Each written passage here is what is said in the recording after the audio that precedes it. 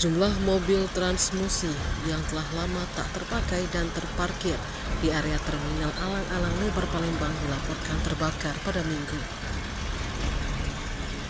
Kobaran api disertai asap tebal berwarna hitam keluar dari salah satu unit mobil bus transmusi berwarna biru tersebut. Terlihat sejumlah petugas pemadam kebakaran telah berada di TKP dengan membawa unit mobil pemadam kebakaran berjibaku memadamkan api. Hingga berita ini diturunkan belum ada keterangan resmi dari pihak kepolisian terkait terbakarnya unit bus transmusi tersebut. Tim Liputan Sumsel Abu TV melaporkan.